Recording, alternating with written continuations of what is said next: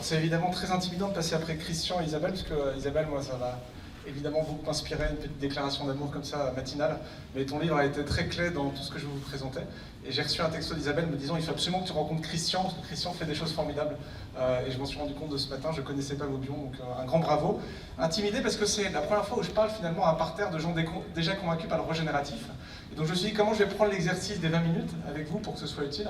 Et je me suis dit en fait je vais me mettre en position de vous raconter comment j'essaie de rendre universelle l'entreprise régénérative au cœur d'un système qui peut le rejeter par toutes les dimensions, qui est le système institutionnel classique. Et donc c'est un peu le rôle que j'ai, hein. Il y a AXA Climate, une petite graine de régénérative dans une grande entreprise qui ne le pense pas et qui ne l'incarne pas.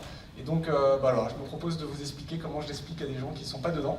Pour avoir vos retours, ça m'intéressera et n'hésitez pas à me nourrir après la séance de vos résonances.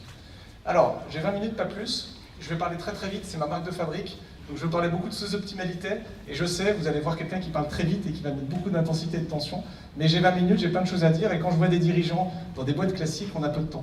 Donc voilà, ça fait partie de l'exercice. On va commencer par 3 minutes de vidéo.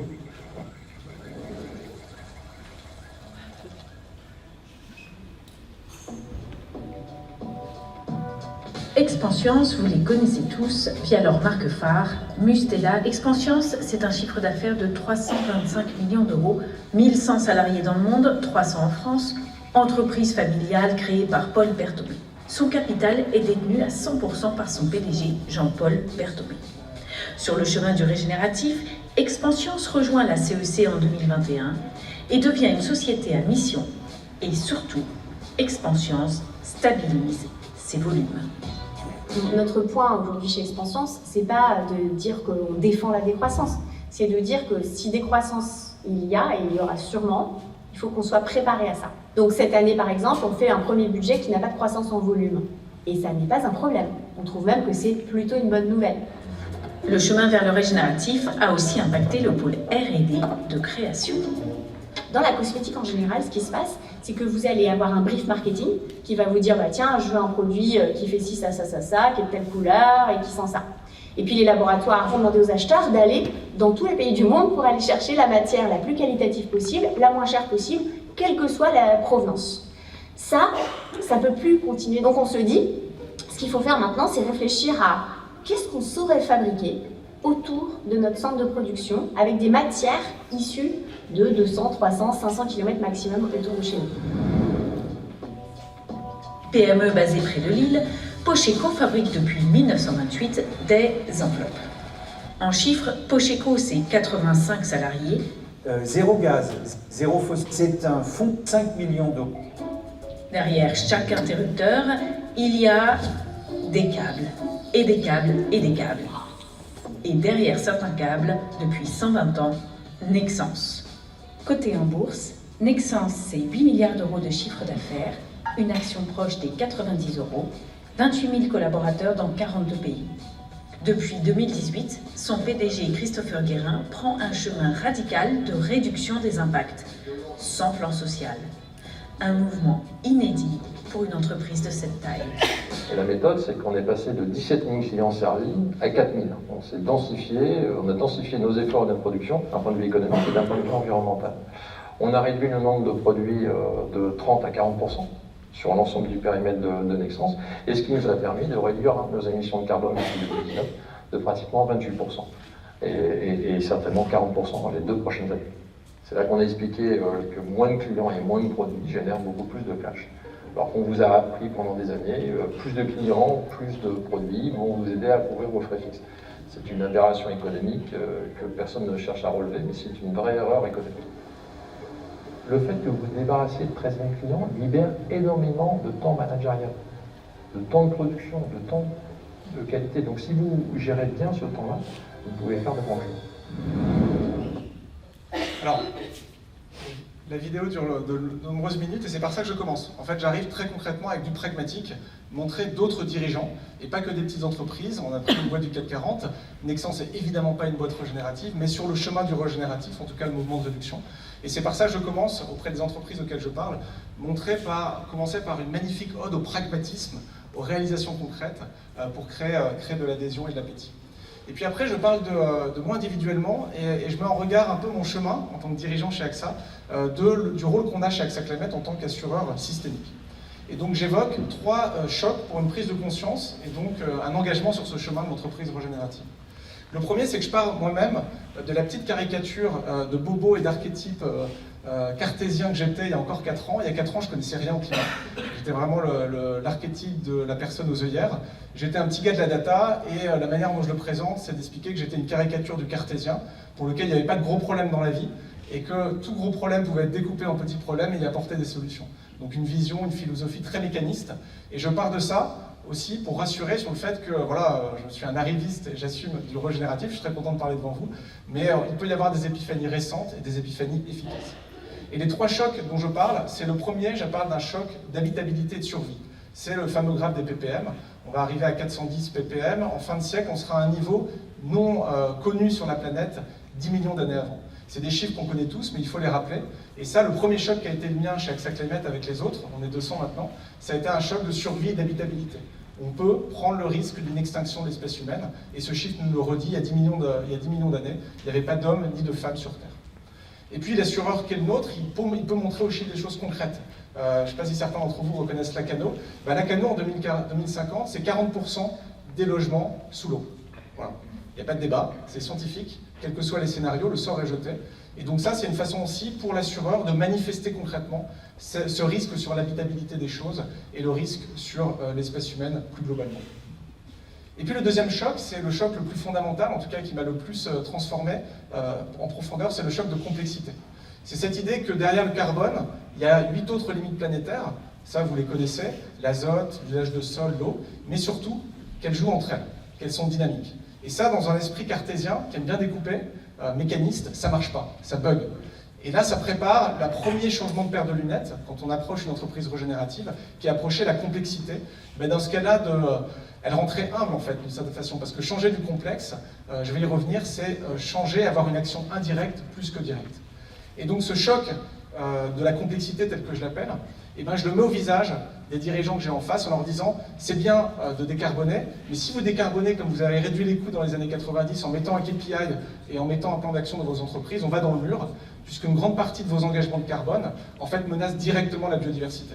Les fameuses 100 tonnes de cuivre dont on parlait pour les véhicules électriques. Et donc je leur dis, si vous cherchez à résoudre le problème du carbone sans vous préoccuper des équilibres dynamiques plus larges de la planète, vous allez nous emmener dans le mur et accélérer le premier choc d'habitabilité.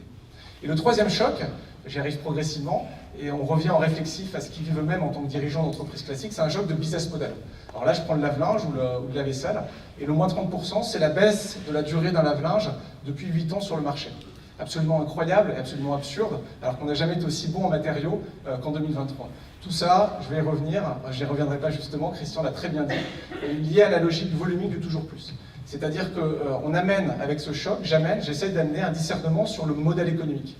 Moi, je suis un épicier, je fais une école de commerce, j'ai compris ce que c'était qu'un modèle économique il y a 2 ans, avec Christophe Sampels de Lumia. Parce qu'on était tellement habitué à un modèle volumique, un modèle économique volumique, où on gagne de la vie, on gagne sa vie à mesure qu'on vend de la matière, de manière directe, qu'on avait complètement perdu l'idée qu'il y avait des modèles alternatifs à l'impact, à la performance qui pouvaient exister, et tout un champ de créativité s'ouvre quand on pense différemment le modèle économique. Et donc en partant de ça, j'explique simplement qu'il faut changer de paradigme. Pourquoi ? Parce que si les boîtes continuent à réduire l'impact négatif, avec les 6 limites planétaires déjà franchies, on va dans le mur, c'est mathématique. On est plus nombreux, il y a de plus en plus d'entreprises, et ça ne suffira pas.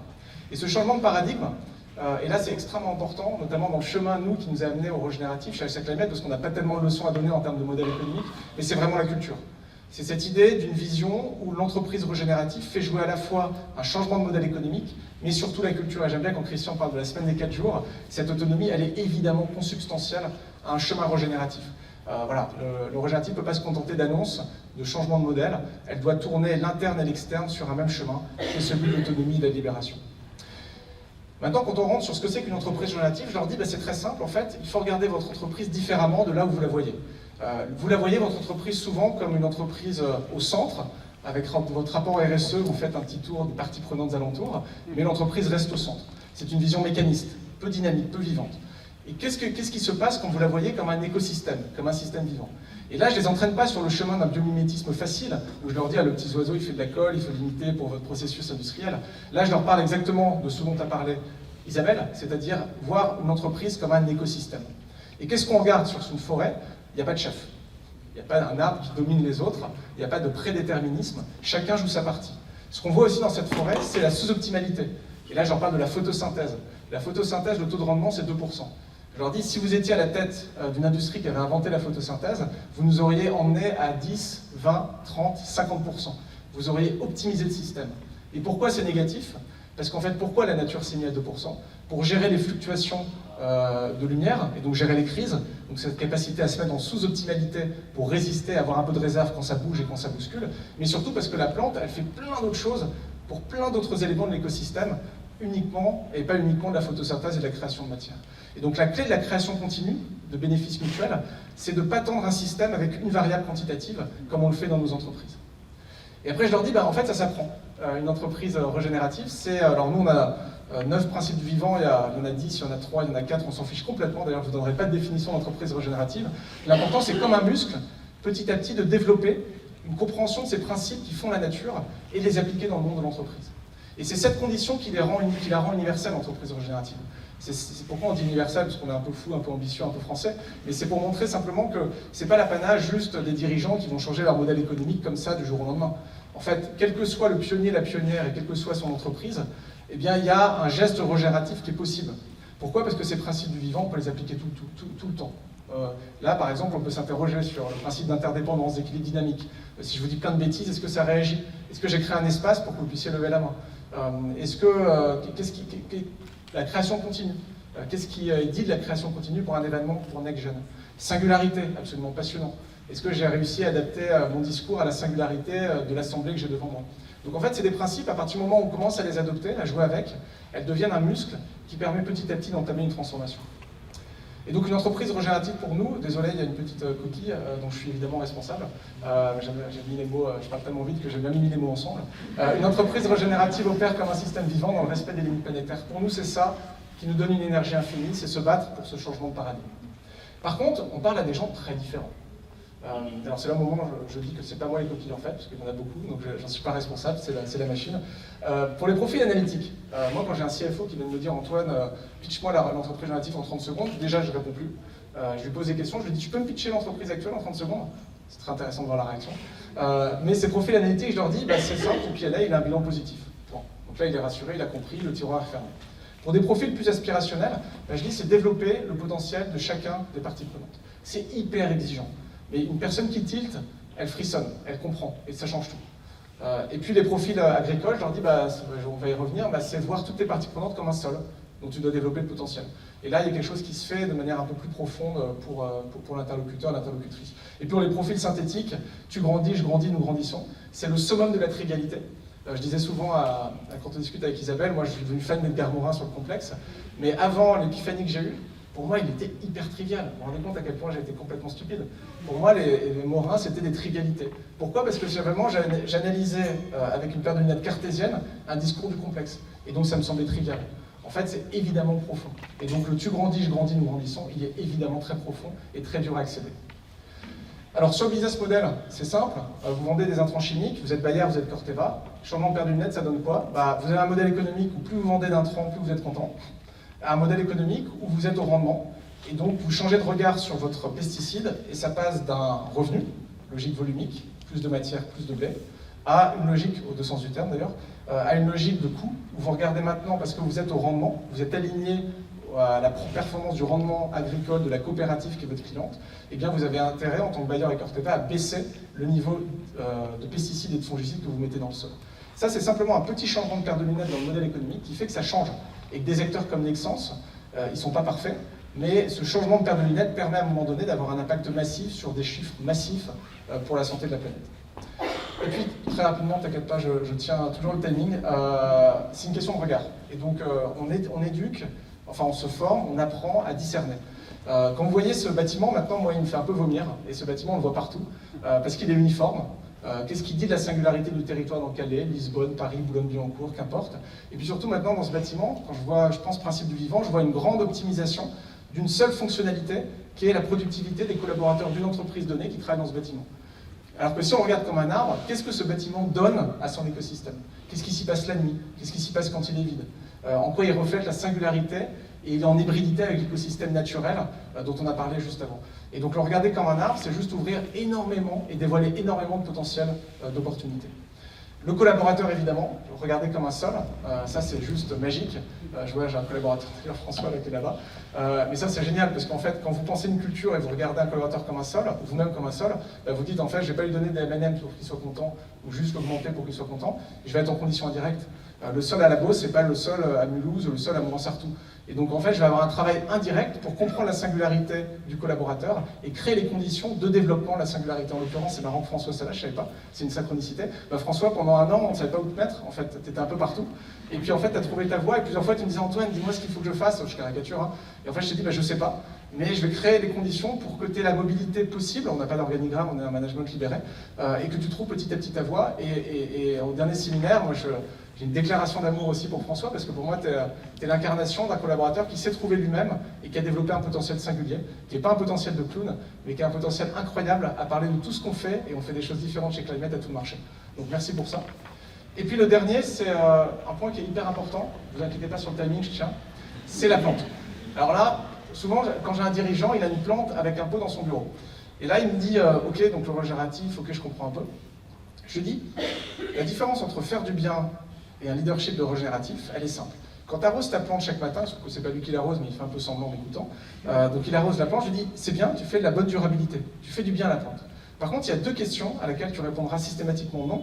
Si tu disparais, est-ce que la plante survit? Bah non. Si tu l'arroses pas, elle meurt. Et est-ce qu'elle va te surprendre? Bah non, parce qu'elle va rester une plante dans un pot. Et le fait de surprise, ce qu'on appelle l'effet boom, l'effet papillon, il est hyper clé. Et je dis par contre, le leadership régénératif, c'est un leadership indirect, où tu n'es pas en train de dire j'arrose la plante pour qu'elle grandisse, de manière mécanique, mais tu vas comprendre l'espèce de la plante, sa singularité, et un peu comme je me souviens plus son prénom composé en Guadeloupe, Paul-Henri, Henri-Joseph, tu vas comprendre la singularité de la plante, et ton job, c'est de l'observer assez pour pouvoir la mettre dans le bon écosystème qui va lui permettre de fleurir, et donc de te résister si tu disparais, et surtout de te surprendre. Et donc, de dernier séminaire chez Climate, je n'ai pas fait le discours patronal, j'ai fait le discours de mes surprises, la dizaine de surprises de des équipes qui ont lancé une marque, je n'étais même pas au courant. Voilà. Pourquoi c'est génial? Parce que si ça suit la raison d'être et la mission de la boîte, en fait, c'est le signal, la surprise d'une pensée et d'une culture vivante qui n'est pas prédéterminée, et donc pas dans le cerveau des gens qui pensent, d'ailleurs, de manière artificielle, la diriger. Les conseils sur la route, j'en ai 3. Que je leur donne, c'est penser surtout de manière holistique. Ne découpez pas. On est des putains de cartésiens. On découpe toute la journée. C'est plus possible. Donc là, je remets à la mode en même temps de Macron, en faisant une petite blague politique pour détendre l'atmosphère, parce que quand on parle de Macron, il faut se méfier maintenant. Mais je parle modèle économique et culture. Si vous découpez les deux, vous allez dans le mur. Le deuxième, et là c'est hyper important parce que là, les grosses boîtes, elles sont en train de se prendre des grosses targets et gros objectifs sur le carbone, c'est penser biodiversité. N'affichez plus d'objectifs de carbone sans avoir un discours, même un discours qualitatif sur la biodiversité. Faites exister ce sujet, sinon vous allez nous emmener collectivement dans le mur. Et le dernier, c'est le plus dur, c'est l'apprentissage. Alors la petite conclusion philosophique, mais très personnelle, en fait, on apprend, on ne sait plus apprendre. Alors évidemment, il y a les écrans qui nous rendent complètement fous, t'inquiète pas, 3 secondes, c'est la conclusion. Mais il y a aussi un élément important, c'est qu'on pense qu'ingurgiter de l'information, c'est apprendre. Je caricature.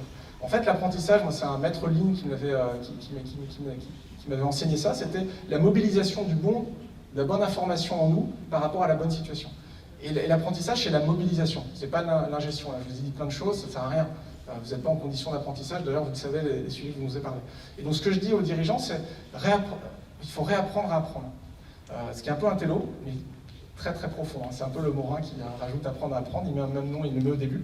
Mais qu'est-ce que ça veut dire? Ça veut dire qu'on a des tels chocs systémiques dans nos sociétés qu'il ne faut pas penser qu'on a la solution et qu'on a la solution de la vis de 12.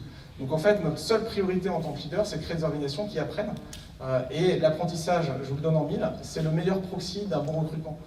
Quand vous avez personne qui dit « moi j'aime apprendre », c'est génial. Ça veut dire quoi? Ça veut dire qu'elle est en posture basse, qu'elle est capable d'apprendre, donc qui a un ego qui est un peu réduit et qui va être en capacité d'adaptation. Et donc on termine vraiment sur l'apprentissage. Évidemment, avant de laisser la parole à Suzanne, qui sinon va me tuer, on a été assez fou pour commettre un parcours dingue parce qu'il faut aller quand même les chercher, les boîtes classiques sur le régénératif. Il faut se lever tôt, on a en éclaireur Paris et compagnie. On a réuni toutes ces boîtes dans une cohorte de 200. On a co-créé pendant 1 an avec Lumia, La Jolie Prod, Maximilien et quelques autres. Et on a commis un parcours de 7 semaines, quasiment initiatique, de déconstruction d'entreprises classiques et d'exemples très concrets de discernement pour aider les équipes, pas uniquement à avoir un nouvel outil framework, et c'est terrible ça. Les gens qui veulent juste des outils, des nouveaux outils, etc., ça ne servira à rien. Vous pouvez rajouter n'importe quoi, ça ne servira à rien. Donc le truc dérange, parce qu'on leur dit on va ralentir et on va apprendre à voir les choses différemment. Mais c'est quelque chose qui est chouette, parce qu'on a un live qui s'appelle Ralentir, et donc tous ces dirigeants, on a quelques dirigeants, on a les RSE clinquantes de 440, on a des jeunes, on a des Google, on a tout ramassé, c'est une cohorte de 200. Et en fait, on les fait ralentir pendant 1h30 par semaine, en n'apportant aucune réponse, mais en les amenant à avoir un élément réflexif quant à leur capacité à apprendre. Donc tout est possible, même chez AXA, on peut planter une petite graine régénérative, et j'espère en tout cas avoir déclenché un maximum d'effets papillons positifs. Et qu'est-ce qu'on me montre là, Christian? Ah bah c'est cool, bah, c'est super. Après, voilà, je parle au nom d'AXA Climate aussi, hein. Pas trop d'attente. Mais et merci en tout cas de l'inspiration, et un hommage évidemment à Isabelle et à son super bouquin. Mais vous avez tous lu l'économie symbiotique? Ah bah attends, c'est pas possible. Vous n'avez pas tous fait l'économie symbiotique? Le libraire va nous rejoindre. Isabelle, qu'est-ce que ça veut dire ça? Non mais je suis scotché, non, attends, il faut prendre du temps là. Quelle est Isabelle? Si tu dois nous donner l'exemple ou le moment où tu as pris la décision, d'écrire l'économie symbiotique, est-ce que tu arrives à le préciser, à le concrétiser? Le vrai déclic que j'ai eu quand j'ai compris, quand je me suis lancée dans cette recherche, c'est quand je m'étais engueulée, j'écrivais Home à l'époque, le film de Yann Arthus Bertrand, je m'étais engueulée avec la prod, je vais dans un parc, et je prends mon sandwich, je m'allonge sur l'herbe, et je regarde les pâquerettes. Et puis je vois une abeille se poser, et je me dis, et puis repartir. Et je me dis, mais voilà ce qu'on ne sait pas faire, nous les hommes, c'est qu'on prend, mais on ne rend jamais. Alors que l'abeille, elle va chercher son nectar pour faire son miel, elle se charge de pollen, elle va sur une autre plante, et le pollen qu'elle porte fertilise le milieu dont elle dépend. Et c'est là que je me suis dit, mais est-ce que ça existe ?